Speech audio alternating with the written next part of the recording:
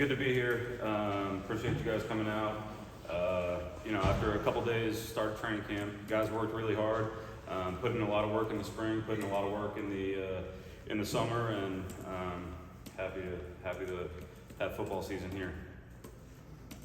Front row here on the right. Hey Coach, Jeremiah Tacho, Tarls on this side. What is your vision for how the defensive line sets a tone in your scheme? Is it more about controlling the gaps, creating chaos, or a mix of both? And how important is versatility up front in terms of mixing around inside or out? Yeah, I think the game really starts up front with the offensive defensive line, and for those guys, the more energy and the more juice that they have, the harder they play. The harder it makes it on the offense. Everybody else is important. I'm not taking those guys off the hook, but I think when those guys play well up front, it makes everybody's job a lot easier. Puts a lot of stress on the offense. So definitely starts up front. Firm believer in that, and I would say schematically and versatility-wise, the more you can do, the more value you bring to the defense. So and the team for that matter. So there isn't one certain style. No two players are the same. Everybody's different. Everybody's got their own skill set. But the more you can do, that definitely benefits everybody. Front row, far left. Adam Smith, Inside John. Steve, good to see you, man. Good to see you as well.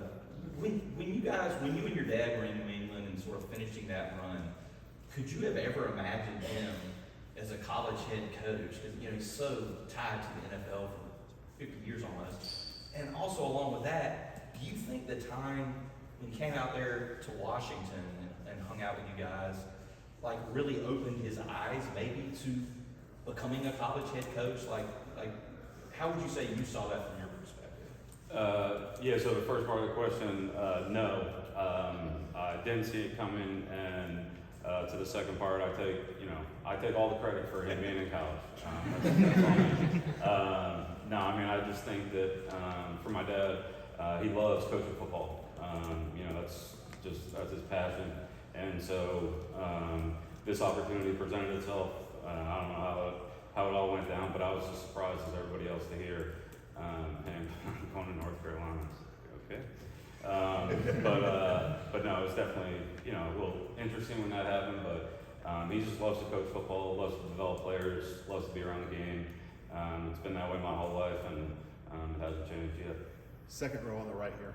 Hey there, Ashley with WREL. How would you say your coaching style differs from your dad? I'm not trying to make anything awkward at the dinner table, but how would you say it differs from your dad? And then also, what's something specific that you try to emulate with your coaching style? I'll start with the second part. I try and take a lot from my dad. He's definitely my mentor, my idol. I look up to him in more ways than just football. Excuse me, but I'm always trying to take something from him. I'm always trying to be a sponge and absorb as much as I can from him in all aspects. And I would say with all the great coaches that are around this building and places that I've worked. It's taken the things that you like that they do, and it's also I don't think I can do it like them. Let me try and do it my way. So ideas, thoughts, and try new things. I'm always trying to do that, and I'm just my own person. I'm not him. My brother's not him. Me and my brother aren't the same. So it just is what it is. Second row here. Brian Barber, Target 24/7. You spent over a decade in the NFL where you could see your guys play against another team before week one. And at Washington, you didn't really have that luxury. How much did you learn from that? And how big of a deal is it to not see these guys go against another team before the season opener? COVID year sticks out. I don't think we had joint practices that year, so it wasn't just exclusive. Every year we did the same thing in the NFL. Every year is different. Everything's different. The team's different. The style of play is different. So it is what it is. It's the same for everybody. So I haven't bought too much into it, to be honest with you. Right here in the front row. Andrew Jones, Target 24/7. You brought a couple guys with you from Washington. What are some of the things that jump out about Thad that kind of got his game to the point where he was all Big Ten honorable mention? And Kamari was a true freshman last year, but he played a lot, made some big plays late in the year. How did you see his game develop, and what do you foresee now that he's here? For both those guys, keep growing, keep developing, keep becoming better players. That's my job as a coach. I'll make no plays this year. My stat line will always be 0 as a coach, so it's my job to put those guys in position to make plays. But you know, for Thad, well, and Kamari too, we developed great relationships last year. I developed great relationships with all those guys. I try to do that with all my players. So, you know, we're blessed to have them here with us on this team. I'm looking forward to keep building and moving forward with those guys. But they're great players. I think that they can be better. I think they would say the same. But I'm very happy to work with them, just like everybody else on the team. Right next to him. Steve, Michael Code, WCHL, ChapelGrow.com. You mentioned Brian. What has it been like working with him, not just here, but also with the Patriots? What is the dynamic like? And do you feel like you influence each other just as much as your dad influences you both? Yeah, I mean, just speaking for myself, you'd have to ask Brian, but, you know, both my brother and my dad have a big influence on me. Obviously, we have a very close relationship that goes back, you know, a long ways, but it's great to be working with both of them again. Specifically to my brother, you know, I couldn't be happier that he's here. You know, he stayed in New England last year, and I left, but it was a tough year not being with him, not being with my dad, but definitely happy to work with my brother. We see a lot of the stuff the same. Grew up kind of the same way, with the same, you know, structure and development in terms of our coaching and how we see the game. So it's great to work with a person like that. All the other coaches on the defensive staff have been, you know, they've been great also. I don't want to say anything about them. Those guys have completely embraced the system or have been part of the system in the past. So, no, I love working with all the coaches. Not as much the offensive guys, but, you know, I love the defensive staff. Second row in the middle here. Tom Shetty in All Sports Discussion. Your dad had an interesting answer when talking about you guys always being around football. Seems never pushed you into coaching. Can you talk about that process? He also said we would have to ask you if you had aspirations for another career. Can you talk about what brought you into coaching?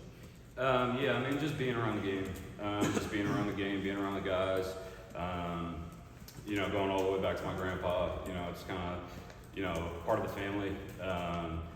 You know, my mom always told me that I could do something better with my life, but I just kind of fell in love with the game. I appreciate my mom for saying that, and at this point I understand a little bit what she's saying, but, you know, my grandpa used to say, if you love what you do, then you never work a day in your life, and especially during training camp where it's, you know, just all football. The month of August is dedicated to football and getting ready for the football season, and I really enjoy that. I love that. You know, it's a great time. Every other day in the year is an important day to, you know, get into the season, but this is the time where the wheels really get spinning, and yeah, just really excited for the year. Middle front row here. Steve, Rod Baxley, Fayetteville Observer. What do you remember about those initial conversations with your dad and the interview process, so to speak, about joining him here? Yeah, so, I mean, that was a long time ago. Lots happened since then.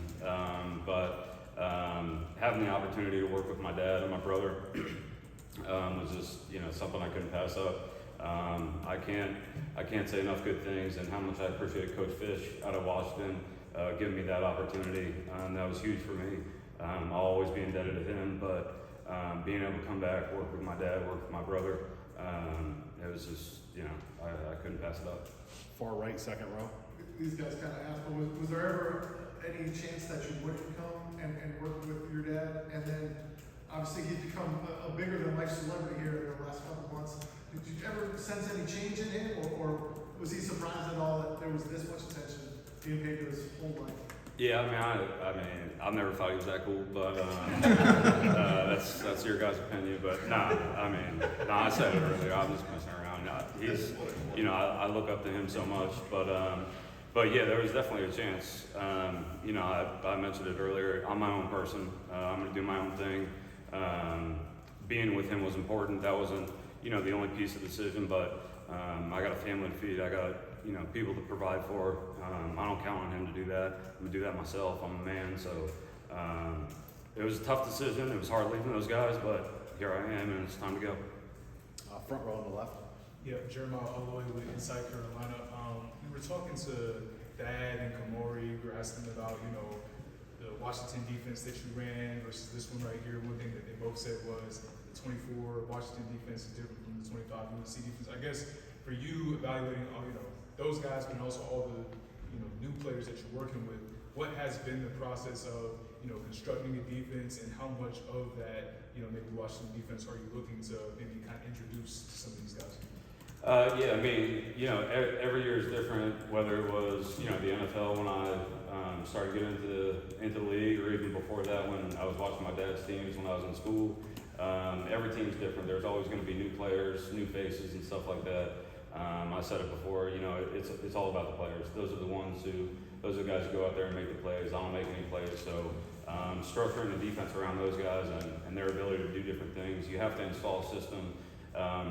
You have to have a foundation, and then there's the evaluation process of seeing what guys can do and giving them the chance to do that and not making them, overthink out there, let them go out there, play fast and see what they can do. And then from that point, you structure your team around, the guys that you got out there. So we're early in the building process right now, and we'll see what the product looks like, but it's always a building process.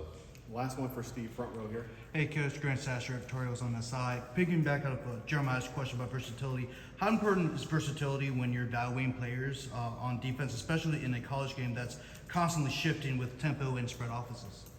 Yeah, I mean, at the end of the day, football is football. If you got a good foundation with your fundamentals, that's a great place to start. And then just, try and push the limits and see how far you can take it. We're not going to, drastically change players' positions or anything like that. But, just see how much they can do, see how comfortable they are doing it. If they don't like to do it, then, we can find somebody else. If they do want to do it and try it, then let's give it a shot and see how it goes. But I'm not a cookie cutter guy. I'm not going to live, inside a fence. I want to test the boundaries and see how far we can take it. And that's where we're at right now. So mistakes are okay. It's okay to make a mistake. But we got to correct the mistake and move on. We can't have repeat errors, but test the limits and push the boundaries and see how far we can take it. And from that point, then, we'll start to settle it down once we get into game planning and things like that. But we don't got to worry about that right now. We got training camp. Thank you all. Thanks, Steve. Thanks, Steve. Yeah.